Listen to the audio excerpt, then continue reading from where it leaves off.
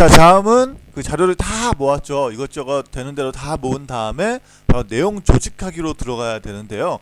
내용 조직하기는 글의 종류에 따라 다 달라요. 시, 소설, 논설문, 설명문, 그 중에서 가장 많이 내용 조직하기에 쓰이는 논설문에서 어떻게 내용을 조직하기를 할 것인가를 보도록 하겠습니다. 쓸모없는 내용 빼기의 세 가지 방법이라고 보시면 됩니다. 우선은 자료를 모은 것 중에 첫 번째는 신뢰성이에요. 신뢰성. 우선 자료를 모았을 때 출처가 명확한지를 보는 겁니다. 출처가 명확한지, 믿을 만한 사람에게서 나온 정보인지를 파악하는 게 바로 신뢰성의 내용이다 라고 보시면 되겠습니다.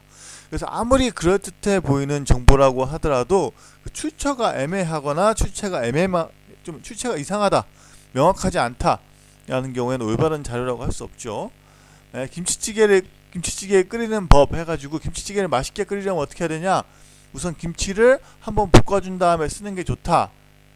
이것까지는 뭐 그럴듯해 보이죠. 근데 출처를 알아보니까 나사 직원, 미국에 있는 나사 직원이 그런 말을 했다라고 하면, 나사 직원은 사실 김치찌개를 끓이는 전문가가 아니잖아요. 물론 뭐 우주공학의 전문가이긴 하지만 그럴 경우에 신뢰성이 좀 무너지게 되겠죠. 예를 들면 요즘 같은 경우에는 코로나 바이러스가 굉장히 유행을 하고 있는데, 코로나 바이러스에서 이런 얘기가 있어요. 코로나 바이러스가 열에 좀 약하대요. 실제로 열에 좀 약하답니다. 30도 이상. 그래서 사람 몸에 들어와도 사람 몸 온도가 37도니까 어차피 코로나 바이러스 죽을 것이다. 그러니까 걱정 없다. 라는 것 말이 있었어요. 루머가. 근데 사실은 출처가 전혀 명확하지가 않았죠. 사람이 만들어낸 말이죠. 그 다음에 이런 얘기도 있었어요. 헤어 드라이어가 굉장히 뜨거우니까 헤어 드라이어로 옷이나 사람 몸이나 머리카락을 말리면은 바이러스가 다 죽을 거다. 문제 없다. 이거 굉장히 유명한 우리나라 학자가 말했다고 얘기가 있었어요. 그래서 기자가 그게 사실인지 아닌지를 확인해 봤더니 그 학자가 그런 말을 한 적이 없었대요.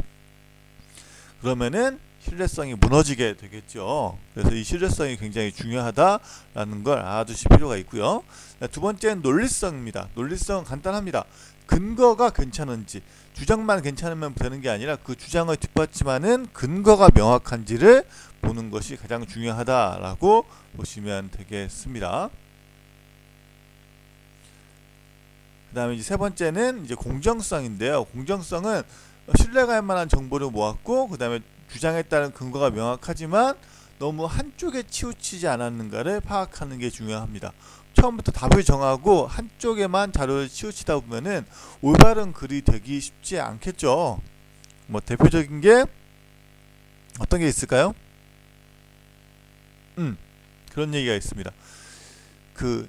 뭐 흔히 최근에 이제 문제가 되고 있는 게 이제 낙태에 대해서 사람들이 찬반이 굉장히 갈려요. 낙태 같은 경우에 낙태를 했을 때 장점도 사실은 있고요, 단점도 있거든요.